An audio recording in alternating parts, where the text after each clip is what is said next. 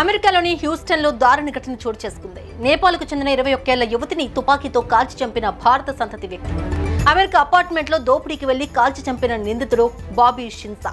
మృతురాలని 21 ఏళ్ల మున్ పాండేగా గుర్తించిన పోలీసులు. యువతి స్పాట్లో మృతి చెందగా ఎన్ఆర్ఐని పోలీసులు అరెస్ట్ చేశారు.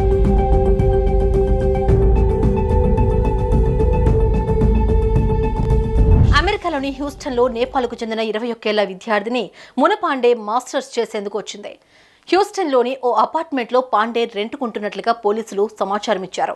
హ్యూస్టన్ కమ్యూనిటీ కాలేజీలో మున పాండే విద్యార్థినిగా ఉంది. హ్యూస్టన్ కమ్యూనిటీ కాలేజీ నుంచి వచ్చిన తర్వాత సాయంత్రం 5:30 ప్రాంతంలో తన అపార్ట్మెంట్లో తుపాకీ గాయాలతో పాండే కనిపించిందని పోలీసులు తెలిపారు. ఆమె అపార్ట్మెంట్ కాంప్లెక్స్ లోని సిబ్బంది పోలీసులకు కాల్ చేసి ఈ సంఘటన గురించి సమాచారం ఇచ్చారు.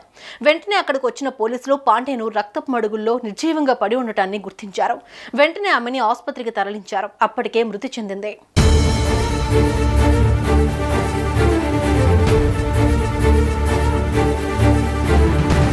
అయితే ఈ ఘటనపై విచారణ చేస్తూ ఉండగా పోలీసులకు అసలు కారణాలు తెలిసాయి.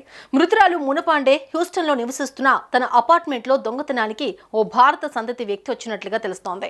దుండగుడు దోపిడీకి యత్నించిన సమయంలో ఆ అపార్ట్మెంట్లో ఉన్న మునపాండేను తుపాకీతో అతి కిరాతకంగా కాల్చి చంపాడు.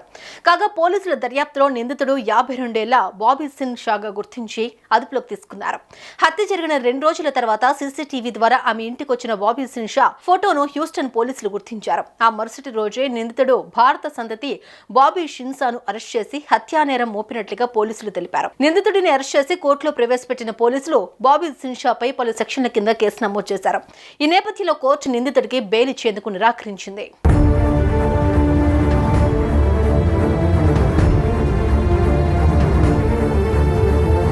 మునపాండే 2021లో నేపాల్ నుండి హ్యూస్టన్ కమ్యూనిటీ కాలేజీలో చదువుకోవడానికి వెళ్లారు.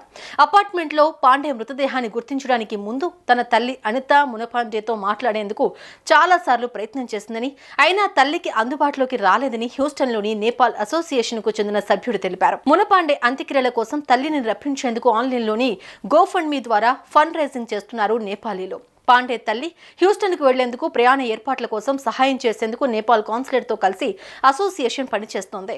గోఫండ్మీ పేజ్ ద్వారా ఇప్పటి వరకు నేపాల్ అసోసియేషన్ ఆఫ్ హ్యూస్టన్ దాదాపు $30,000 వరకు పోగు చేసింది.